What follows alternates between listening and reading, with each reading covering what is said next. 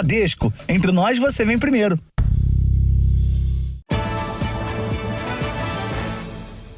Boa noite. Boa noite. A polícia de São Paulo encontrou uma casa onde 33 pessoas recebiam treinamento para transportar drogas no estômago. O chefe do esquema foi preso. Os entorpecentes eram enviados para 4 países da Europa.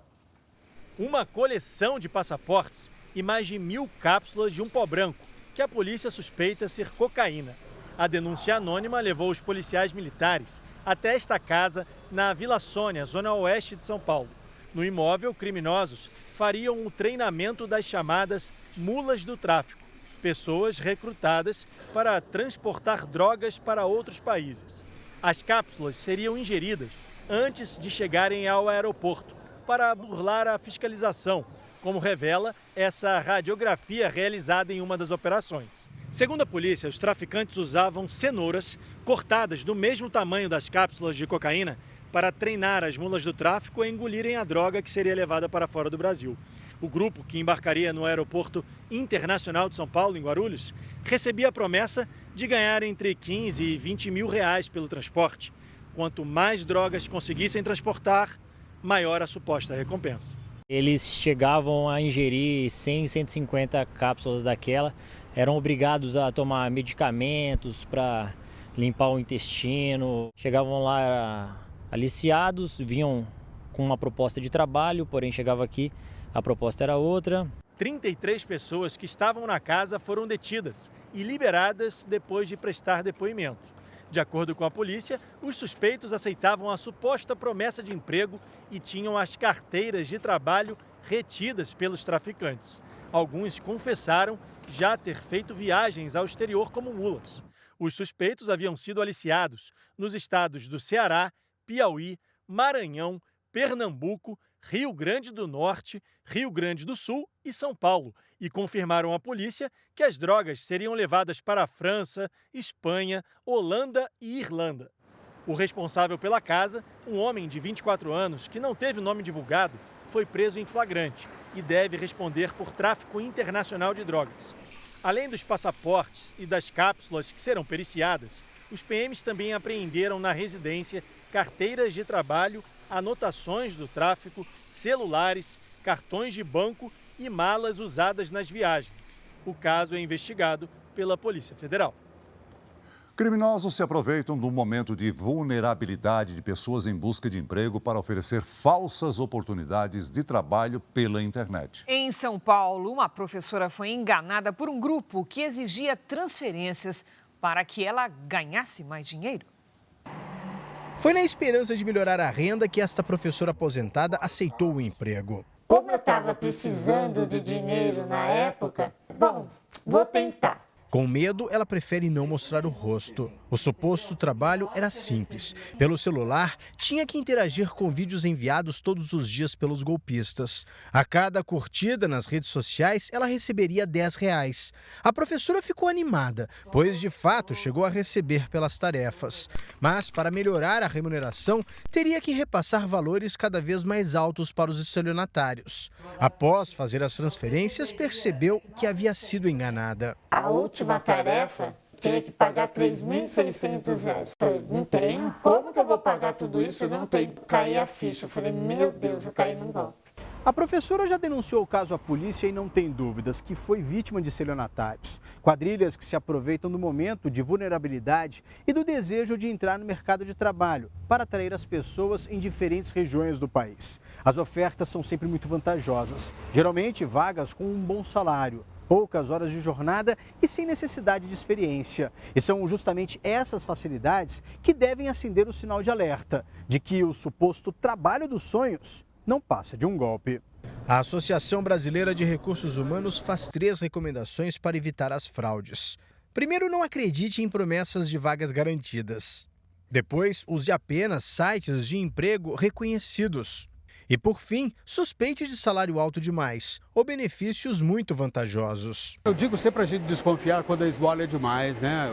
Olhar verdadeiramente para as vagas e entender que vaga pela rede social, vaga por WhatsApp, vaga milagrosa, né? Não existe. O dinheiro que a professora perdeu afetou as finanças dela. Agora, pagar as contas no fim do mês se tornou um desafio. Até hoje eu me enrolei por causa desse dinheiro. A sensação de ser enganada é terrível. Eu me achava muito esperto e, no fim, acabei caindo. Veja agora outros destaques do dia. 13 mulheres e crianças vão ser libertadas pelo grupo terrorista Hamas no primeiro dia de cessar-fogo. Diretor da empresa responsável por show de Taylor Swift reconhece falhas em ações para amenizar o calor. Presidente Lula veta integralmente projeto que prorroga desoneração da folha de pagamento. Morre aos 94 anos Rubens Minelli, técnico tricampeão brasileiro consecutivo na década de 70. Na série especial, o difícil combate à caça ilegal na Serra do Mar.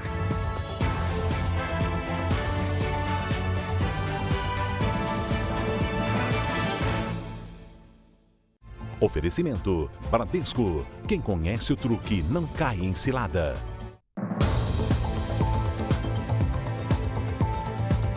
Quatro pessoas foram presas em Niterói, região metropolitana do Rio de Janeiro, suspeitas de participar de um esquema de pirâmide financeira. Entre os detidos está um policial civil que fazia a segurança do grupo. Eles vendiam a ilusão de uma vida bem-sucedida, com lucros milionários por meio de criptomoedas. Estaremos no exterior, Dubai, Miami, na Europa, 30 escritórios. André Felipe de Oliveira Silva se apresentava como um homem de negócios. Mas, para a polícia e o Ministério Público, ele fez mais de 1.000 vítimas, prometendo lucros de até 15% sobre investimentos. Valores mais baixos aos valores a partir de R$ 2.500 até R$ 500 mil, R$ 600 mil, R$ 1 milhão. Existiam investidores que faziam esse investimento. Os investigadores descobriram movimentações financeiras no valor de 77 milhões de reais. Uma quantia incompatível com o patrimônio declarado pelos integrantes do grupo. Ao todo, 15 pessoas foram denunciadas pelo Ministério Público pelos crimes de organização criminosa, estelionato, crime contra a economia popular e lavagem de dinheiro. A organização criminosa é armada, pois se utilizava de emprego de arma de fogo para intimidar as vítimas que ousassem a cobrar os prejuízos suportados. André Felipe está preso desde março por porte ilegal de armas. Hoje foram presos o irmão dele, André Vitor de Oliveira Silva, o policial civil Giovanni Andrade da Costa Leste e a ex-mulher de André Felipe, Suelen Marques Mendonça. 2 pessoas estão foragidas. Nós não encontramos as defesas dos presos. Sobre o policial investigado, a Corregedoria da Polícia Civil informou que vai instaurar um procedimento administrativo e que repudia desvios de conduta. O prefeito de Iporá, em Goiás, se entregou hoje à polícia. Nassoitan Leite é suspeito de ter atirado pelo menos 15 vezes contra a casa da ex-mulher no último sábado. Em depoimento, ele disse que tinha consumido bebida alcoólica e não se lembrava do que havia acontecido. Votuporanga, no interior de São Paulo, confirmou 4 casos de dengue tipo 3 na cidade. De acordo com a Fiocruz, a volta da circulação desse sorotipo é preocupante, porque pode gerar uma nova epidemia no país depois de 15 anos. Uma operação da Polícia Rodoviária Federal apreendeu mais de 200 celulares contrabandeados que eram transportados na BR-153, na altura de Tumbiara, Goiás.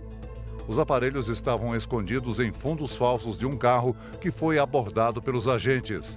O motorista disse que receberia R$ 5.000 pelo transporte.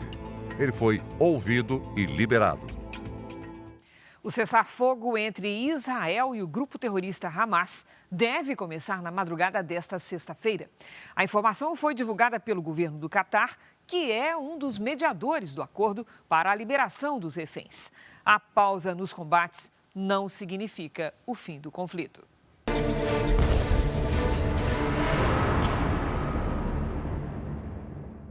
O governo do Catar revelou hoje detalhes do acordo. A inteligência de Israel e os líderes do Hamas receberam a lista das pessoas que serão entregues aos dois lados. O cessar-fogo vai começar às 7 da manhã desta sexta-feira no horário local, 2 da manhã no Brasil. 9 horas depois, 11 da manhã no horário brasileiro, os primeiros reféns devem ser libertados. Esse grupo será composto por 13 mulheres e crianças. Em seguida, 39 prisioneiros palestinos serão liberados para agentes da Cruz Vermelha. No total, 50 reféns devem ser soltos durante a trégua, que vai durar 4 dias. Nesse mesmo período, 150 palestinos que estão presos aqui em Israel também vão ser libertados. Segundo o Comitê Internacional da Cruz Vermelha, os reféns vão deixar a faixa de Gaza em direção ao Egito pela passagem de Rafah e só então serão trazidos aqui para Israel. Em um ato em homenagem aos reféns, as famílias disseram estar esperançosas de que todos retornem bem. A trégua também vai servir para que a ajuda humanitária seja entregue aos moradores de Gaza. Entre os itens, água, comida, equipamentos médicos e combustível. O governo israelense também declarou que está disposto a estender o cessar-fogo em mais um dia a cada 10 reféns adicionais que o Hamas libertar. Mas Israel afirma que a guerra está longe do fim. O primeiro-ministro Benjamin Netanyahu disse que um dos objetivos é acabar com o grupo terrorista. Para ele, somente assim vai haver esperança de paz entre Israel e os palestinos. Hoje, o exército divulgou novas imagens de um túnel do Hamas que estava próximo ao maior hospital de Gaza. O local funcionava como um posto de comando dos terroristas. Havia banheiro, cozinha e até uma sala com ar-condicionado. O coronel Elad Tzuri explica que os terroristas usavam o hospital como escudo humano, porque acreditavam que assim não seriam atacados. Os soldados israelenses ainda avançaram por terra contra alvos terroristas em Gaza e fizeram 300 ataques aéreos em apenas um dia. As forças de defesa de Israel afirmam ter matado hoje o comandante das forças navais do Hamas em um bombardeio na faixa de Gaza. Ele teria participado de vários ataques terroristas por mar contra Israel. O exército israelense também divulgou imagens de túneis e foguetes que foram encontrados em um campo de refugiados da região. Além de Gaza, ao sul do país, também houve bombardeios no Líbano, ao norte, onde há outro grupo terrorista, o Hezbollah, que apoia o Hamas. Nesta quinta-feira, aconteceu o funeral do filho de um integrante de alto escalão do grupo libanês. Aqui no Brasil, após uma sequência de apagões em São Paulo e na região metropolitana da cidade, o presidente da concessionária de energia, Enel, deixou o cargo. A empresa enfrentou críticas no último mês pela demora para restabelecer a energia após temporais. A Prefeitura de São Paulo chegou a pedir à Agência Nacional de Energia Elétrica o cancelamento do contrato com a Enel. Mas, segundo a empresa, o presidente Nicola Coutinho vai se aposentar e a chegada de Antônio Scala para o cargo já era prevista antes mesmo da crise enfrentada pela companhia. Um prédio residencial num condomínio de luxo desabou em Gramado, região turística da Serra Gaúcha. O Serviço Geológico do Brasil investiga se a queda está relacionada às grandes rachaduras que apareceram nas ruas da cidade após as chuvas dos últimos dias. O prédio desabou por volta das 5 horas da madrugada.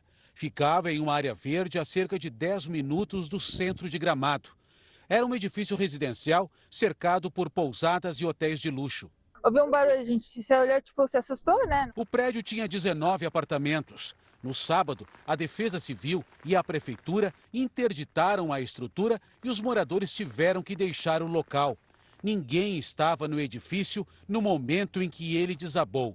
Após as chuvas, diversas rachaduras surgiram nas ruas de Gramado e em algumas casas. As fendas são tão grandes que o asfalto ficou totalmente destruído. O solo não seca, então ele vai pesando dentro da estrutura do solo e vai favorecendo que movimentos de massa, deslizamentos possam acontecer. Técnicos do Serviço Geológico do Brasil estão aqui em Gramado para estudar o que de fato causou o desabamento. Com a área das encostas bloqueadas, este é o ponto mais próximo dos escombros que a nossa equipe consegue chegar. 23 casas e alguns prédios vizinhos foram interditados por segurança. O prédio onde a Márcia mora fica na mesma rua e também foi interditado. Vocês vão poder voltar para casa? Ainda existe um período? Ainda não tem esse período, mas eu não quero voltar, eu acho. Famosa por receber turistas e sediar grandes eventos, a região central de Gramado não sofreu com os estragos causados pelo temporal. As tempestades que atingiram o Rio Grande do Sul causaram a morte de 5 pessoas. 2 delas foram aqui, em um caso de deslizamento de terra. A quinta-feira foi de chuva no centro-oeste do Brasil. Vamos saber com a Giovana Rizzardo se esse tempo chuvoso vai ajudar no controle das queimadas. Oi, Giovana, boa noite. E aí, você acha que colabora? Como é que vai ser? Colabora sim, Cris, mas para controlar totalmente é preciso mais dias chuvosos como hoje. Boa noite para você, para o Celso e a você que nos acompanha. Por enquanto, as imagens de satélite mostram nuvens espalhadas pelo Brasil central e nos próximos dias elas continuam estacionadas aqui. Amanhã só não chove no Rio Grande do Sul, no norte de Minas Gerais, até o Ceará e na região de Belém, no Pará. Nos outros estados, a chuva pode ser forte e acontece a qualquer hora. Tem alerta de ventanias e deslizamentos em São Paulo e também no Rio de Janeiro. Nas capitais, temperaturas mais amenas. Em Florianópolis, máxima de 23 graus. No Rio de Janeiro, 28. Cuiabá, 34, Recife 31, Belém e Rio Branco 32 graus e Manaus 33. Em São Paulo, a chuva aperta nos próximos dias e os termômetros não sobem muito. Sexta-feira começa com 16 e à tarde vai para 21 graus. Sábado e domingo de 20 e 23 graus. Na segunda-feira, as temperaturas voltam a subir. Nós temos tempo delivery para a Ângela Araújo de Bicas, Minas Gerais. Oi, Ângela. Sexta-feira vai ser o último dia de calor por aí, com máxima de 30 graus e chuva rápida à tarde.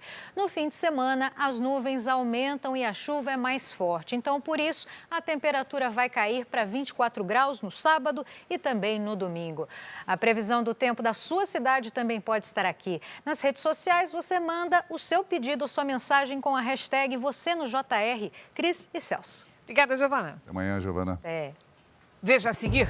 Polícia Federal investiga influenciador que gravou vídeo ensinando a burlar regras de segurança em aeroporto. Na série especial, o combate ao crime na Serra do Mar e ex-caçadores que viraram agentes ambientais.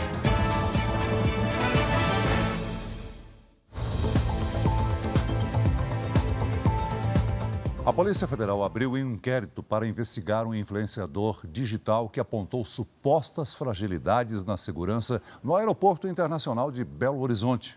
As imagens das câmeras de segurança comprovaram que a história que ele apresentou em vídeos era mentirosa.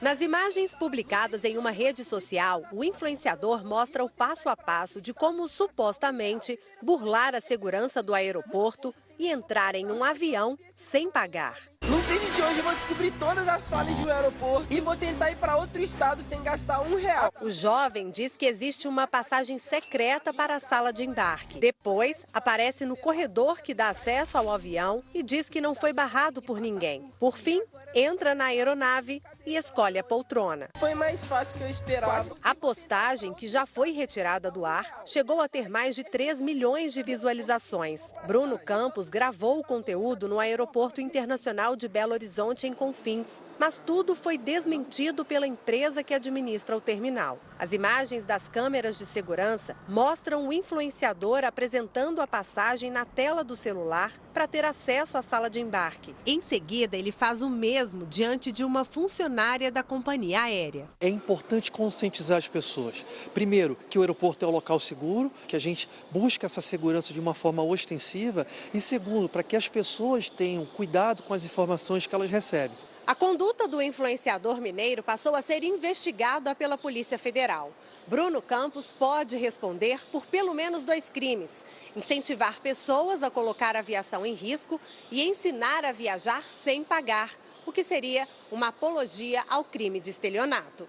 A assessoria do influenciador afirmou que ele é conhecido por produzir histórias inventadas. Pediu desculpas e lamentou que não tenha ficado claro que se tratava de ficção. A Polícia Federal não quis se manifestar porque o caso está em investigação.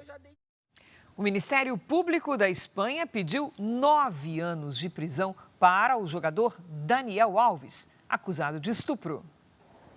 Além da pena em regime fechado, os promotores pedem uma indenização de 150 mil euros à vítima, cerca de 800 mil reais. Daniel Alves é acusado de estuprar uma mulher de 23 anos no banheiro de uma casa noturna em Barcelona, em dezembro do ano passado. O jogador está preso preventivamente desde janeiro. Ele nega as acusações e alega que a relação foi consensual. O julgamento deve começar no primeiro trimestre de 2024. Veja a seguir, presidente Lula veta a prorrogação da desoneração da folha de pagamento e 1 milhão de empregos podem ser perdidos. Misterioso surto de pneumonia se espalha por escolas da China e faz lotar hospitais infantis.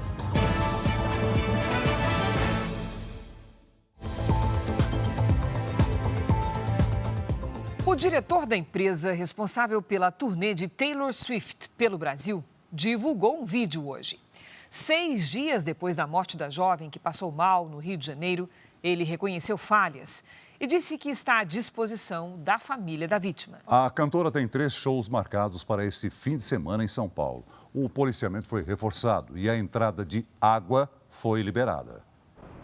Na véspera de mais um show de Taylor Swift no Brasil, o entorno do estádio do Palmeiras, em São Paulo, está praticamente vazio. Sem as filas imensas de fãs acampados vistas no Rio de Janeiro, Amanda se reveza com amigas para guardar lugar. Cada um tem a sua barraca, a minha barraca está aqui já tem mais ou menos uma semana e a gente se reveza entre si. A gente tem mais ou menos umas 20 e poucas pessoas na barraca e daí cada um paga as suas horas. Nas mãos, as tradicionais pulseiras da amizade, símbolos da artista americana e garrafas de água. Bastante comida, água, bastante água. Precaução necessária depois de centenas de fãs passarem mal no Rio de Janeiro. Durante o primeiro show, a estudante Ana Clara Benevides teve uma parada cardiorrespiratória. Hoje, o CEO da organizadora falou sobre a morte. À família de Ana Clara, quero expressar os nossos mais sinceros sentimentos.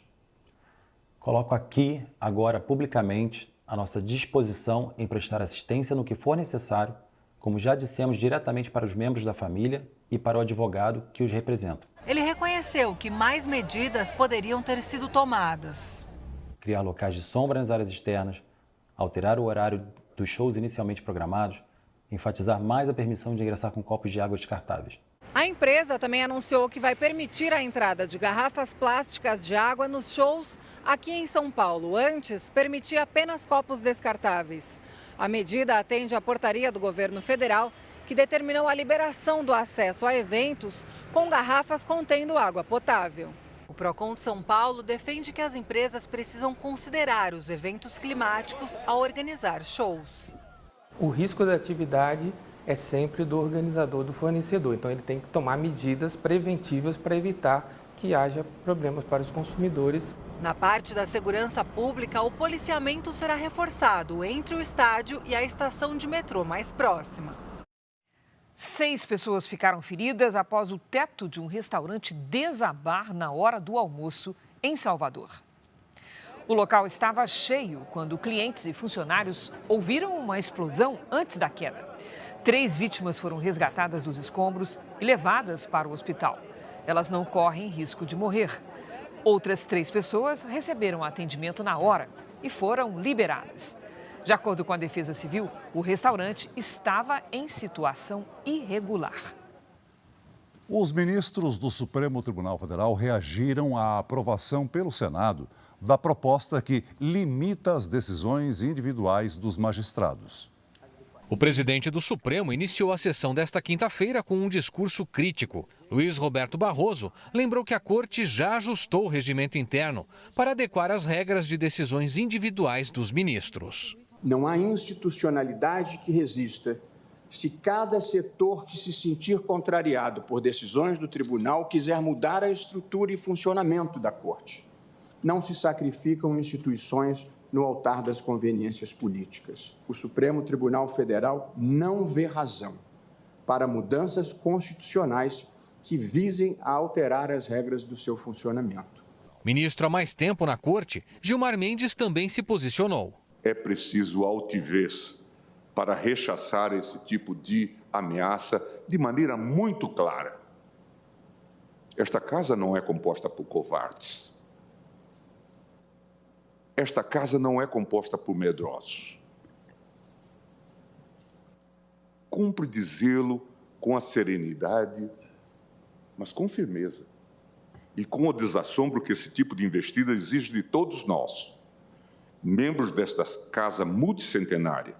Este Supremo Tribunal Federal não admite intimidações. O texto aprovado pelo Senado define que as decisões individuais não podem suspender lei ou norma de repercussão geral aprovada pelo Congresso e sancionada pela Presidência da República. 52 senadores foram a favor da medida, 3 a mais que o mínimo necessário para a aprovação da emenda constitucional. Entre eles, o líder do governo, Jacques Wagner. Ele foi o único integrante do PT e também entre os aliados do presidente Lula que deu aval à iniciativa.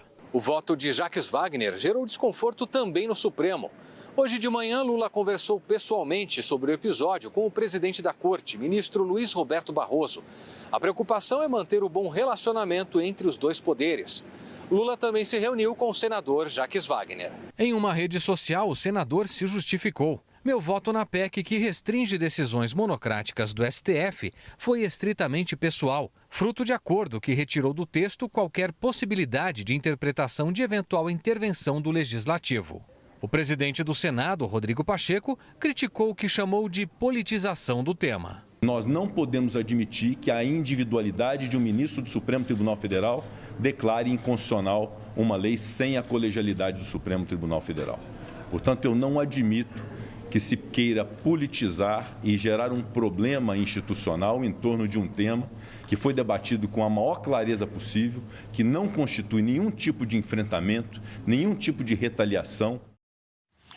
O presidente Lula lançou hoje o Plano Nacional dos Direitos da Pessoa com Deficiência. Serão investidos 6 bilhões e 500 milhões de reais nas áreas da saúde, acessibilidade e tecnologia. Também vão ser desenvolvidas ações para o enfrentamento da violência e do preconceito. A Organização Mundial da Saúde quer que o governo chinês forneça informações sobre um surto de pneumonia em crianças. Os casos se repetem em cidades que ficam a centenas de quilômetros de distância. Imagens feitas por emissoras chinesas mostram hospitais cheios. São crianças com sintomas respiratórios graves. Muitos pais precisam esperar com os filhos por atendimento. As cenas se repetiram em diferentes hospitais da capital e da província de Liaoning. O motivo é um misterioso surto de pneumonia infantil que tem se espalhado pelas escolas. Segundo o Organismo Internacional de Monitoramento de Doenças Infecciosas, o PROMED, ainda não se sabe quando o surto começou. Mas a probabilidade é que tenha se espalhado por várias regiões da China, uma vez que Pequim e Liaoning estão a quase 800 quilômetros de distância e as duas registraram casos. As crianças internadas têm inflamação nos pulmões e febre alta, mas sem apresentar a tosse típica e outros sintomas associados às doenças respiratórias. Ainda, segundo o relatório, nenhum adulto foi infectado. O surto pode estar ligado à bactéria Mycoplasma pneumoniae, também conhecida como pneumonia ambulante. Em caso de contaminação, as crianças precisam ficar internadas entre 7 e 14 dias. No Reino Unido e nos Estados Unidos, também foram registrados casos semelhantes de doenças respiratórias. E esse é o primeiro inverno chinês sem as restrições impostas contra a Covid-19. Até agora, a China não comentou publicamente o pedido da OMS para dar explicações. A mesma postura foi adotada quando o país foi criticado pela falta de transparência nas investigações sobre os primeiros casos de Covid-19. Veja a seguir: fim da desoneração da folha pode levar milhares de trabalhadores para a informalidade. Na série especial, o combate da polícia aos caçadores ilegais na Serra do Mar.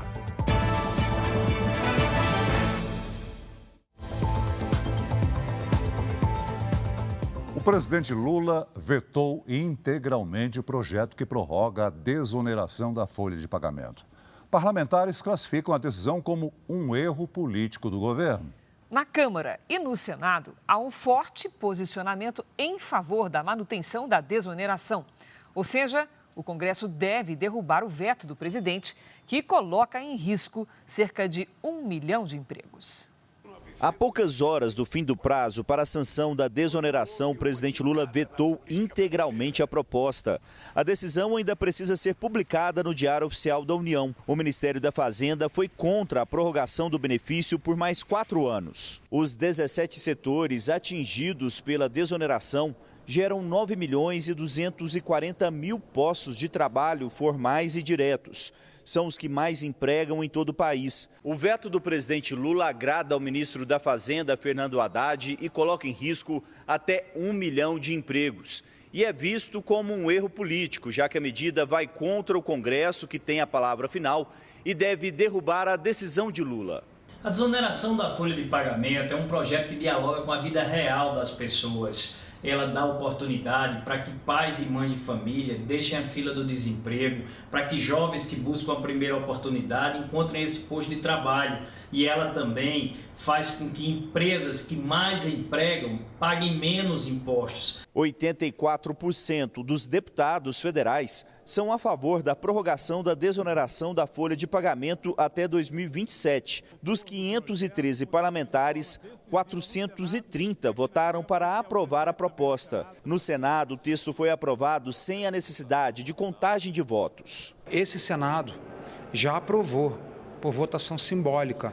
Então é um tema que não é de direita nem de esquerda. Todos nós estamos muito conscientes e sensíveis da necessidade de não se aumentar impostos no momento desse. O deputado Reginaldo Lopes, do PT de Minas Gerais, partido do presidente, disse que a bancada é a favor da prorrogação da desoneração. Nossa bancada tem um olhar em relação aos setores produtivos que são intensivos na empregabilidade. Nossa bancada é extremamente compromissada com o trabalhador. A relatora do projeto na Câmara demonstra preocupação com o veto do presidente Lula. É um projeto importante não só para a manutenção de emprego, mas também para o não aumento do custo de vida dos brasileiros, até porque transporte público, por exemplo, é um dos setores que está desonerado, setor coreiro calçadista, têxtil e confecção, proteína animal, né? Então isso impactaria no preço dos alimentos também e, obviamente, impactando diretamente com demissão dos 17 setores, influenciando também na competitividade desses setores no Brasil e fora do país também. A desoneração da folha salarial não só proporciona condições para a criação de mais empregos, como também é responsável por impedir que uma grande parte dos trabalhadores seja demitida e acabe na informalidade. O último levantamento do IBGE revelou que quase 39 milhões de pessoas trabalham na informalidade no Brasil. São trabalhadores que batalham por conta própria e não têm carteira assinada. Esse número pode aumentar. Com a não prorrogação dessa política, a gente enxerga que, além de haver um impacto, sim, na geração de novos empregos e na redução também dos empregos já existentes atualmente, você vai acabar levando a um incremento da informalidade na contratação das pessoas, que a política justamente tem ajudado a combater. A construção civil é um dos 17 setores da economia que estão na desoneração da folha. Criada em 2012, a desoneração permite que as empresas substituam a contribuição previdenciária de 20% sobre a folha salarial por alíquotas que variam de 1 a 4,5% sobre a receita bruta. Na construção civil, são quase 3 milhões de empregados no país, todos com carteira assinada e direitos trabalhistas garantidos. De acordo com a Câmara Brasileira da Construção, ao menos 300 mil trabalhadores da construção civil podem cair na informalidade sem a desoneração da folha de pagamento. São pessoas que, para não ficar sem renda, devem migrar para os chamados bicos, em obras de bairro, condomínios e no comércio, sem qualquer segurança trabalhista. Esses 300 mil operários da construção civil, principalmente o direto, né? Ele não tem outra saída a não ir para a informalidade. Então, ele vai fazer uma reforma numa loja, num condomínio, na construção formiguinha lá no bairro dele, porque alguém colocou lá para ele fazer, só que isso ele não recolhe nada, ele não conta para a aposentadoria e não é bom para a Previdência nem para o governo. Fábricas e confecções empregam 1.340.000 funcionários em 22 mil empresas. No setor de tecnologia e comunicação, são outros 2 milhões de empregos diretos. Sucesso tanto do ponto de vista de geração maior de empregos para os setores hoje desonerados, como exemplo, só esse ano, até agosto, esses 17 setores geraram mais de 300 mil novos postos de trabalho, né? E de 2017 a 2022, esses setores aumentaram em 15% o número de postos de trabalho gerados, acima de outros setores que foram reonerados, né, que geraram em torno de 6% de aumento de postos de trabalho. Ou seja, os setores que foram mantidos nessa política geraram proporcionalmente muito mais empregos novos nesse período. Para o Centro das Indústrias do Estado de São Paulo, o veto do presidente Lula é prejudicial às empresas, à economia e aos trabalhadores, pois coloca em risco numerosos postos de trabalho. A Câmara Brasileira da Indústria da Construção lamentou o veto de Lula à desoneração. A entidade afirma que a decisão vai na contramão da necessidade do país, que é gerar empregos, e que o setor produtivo precisa de segurança jurídica e previsibilidade para contribuir com a geração de emprego e renda. A Federação Nacional de Call Center, Instalação e Manutenção de Infraestrutura de Redes de Telecomunicações e de Informática classificou o veto como uma catástrofe no setor. A presidente da instituição disse que o setor não vai mais investir e que vai demitir. Morreu aos 94 anos em São Paulo o ex-treinador de futebol Rubens Minelli. O sepultamento será amanhã no cemitério Getsemani, na capital paulista.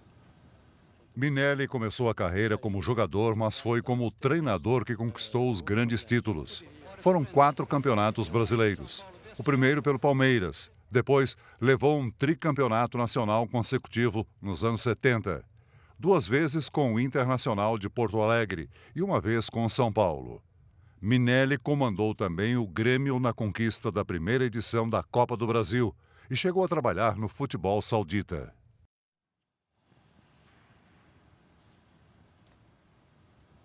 A caça, na maior parte do território brasileiro, seja em parques ou fora deles, é proibida por lei. Você vai ver na série especial sobre a Serra do Mar que nossos repórteres entram na mata e acompanham policiais que se empenham para destruir armadilhas e flagrar caçadores.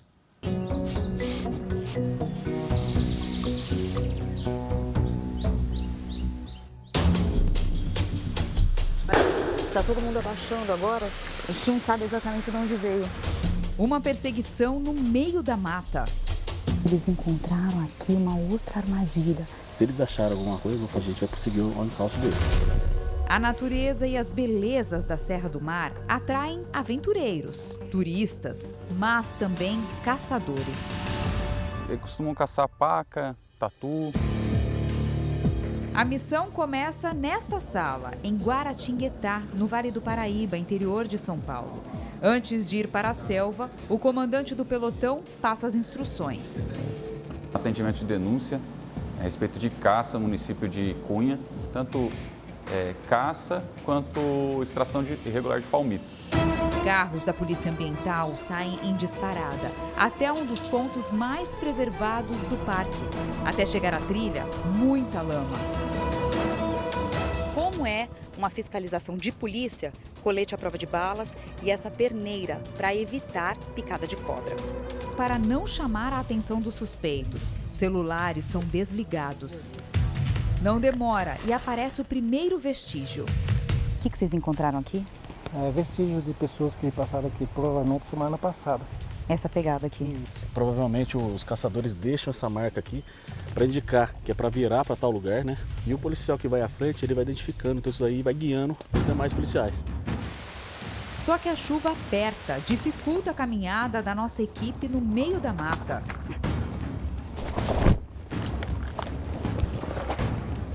No caminho, policiais encontram essa armadilha diferente para caçar um animal para lá de arisco.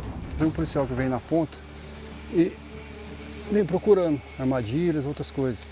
Isso aqui, ó, uma armadilha para caça de tatu. O animal entra para poder sair da toca e fecha e não consegue sair mais. Aqui, felizmente, não tinha capturado nenhum.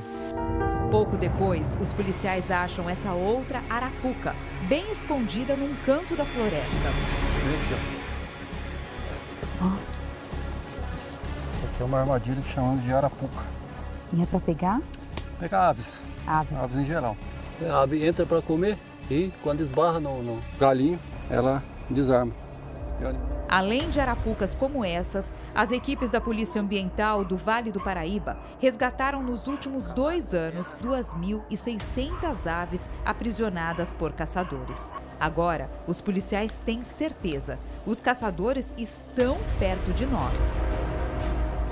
Aqui os policiais pediram para a gente esperar um pouco.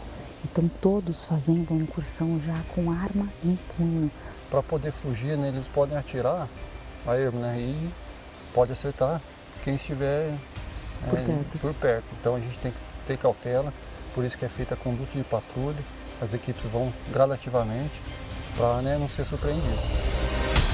Quase não dá tempo do comandante do grupo terminar a frase e, de repente... Eu acho que agora...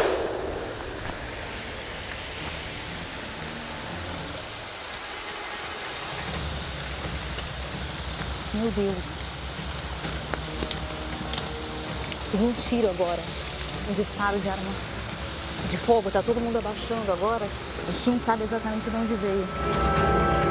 Policiais acreditam que algum caçador atirou para assustar nossa equipe. O acampamento onde os criminosos estavam foi deixado às pressas. Os policiais acabaram de encontrar o local que eles chamam de rancho, que é onde os caçadores ficam. Uma estrutura, uma lona preta no meio da selva.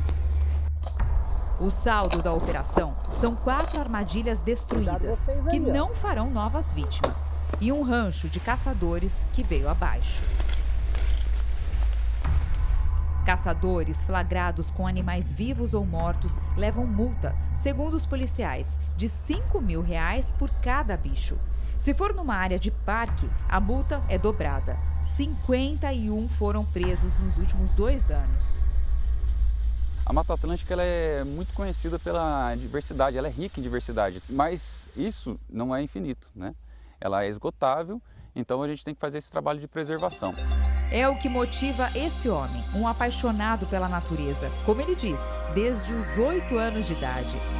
O educador sabe que a caça ainda faz parte da vida de muitas comunidades caiçaras, mas que isso está mudando. Porque ela é cultural.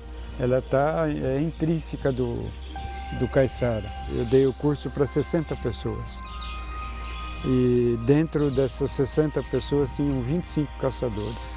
Eu brinco, né, que eles continuam atirando. Né? Se antes eles atiravam assim, hoje eles atiram assim. É o caso de Ezequiel. Ele aprendeu a caçar com o pai no litoral norte do estado de São Paulo. E até os 18 anos, saía na mata só para isso. Era uma coisa natural por uma questão antropológica, cultural, histórica, tradicional. Roberto também se embrenhava na floresta para capturar ou caçar animais. Só que desde 2008, o ex-caçador não pega numa arma. Aquele peso na consciência, por isso que mudou minha vida. Hoje, os dois voltam sempre para as trilhas da Serra do Mar, mas por um motivo nobre. Conhecedores das matas, os dois usam o que aprenderam para contemplar os pássaros. Agora, para os ex-caçadores, o troféu mesmo é conseguir registros como esses da Serra do Mar. Eu troquei o clique da espingarda pelo clique da máquina fotográfica. Isso me deu um prazer muito grande. Essa edição termina aqui e à 00:30 tem mais Jornal da Record. Fique agora com o 4º capítulo de Jezabel. E logo após, Quando Chama o Coração, tem eliminação ao vivo em A Fazenda. Não perca. Record 70 anos tem a sua cara. Boa noite. Boa noite.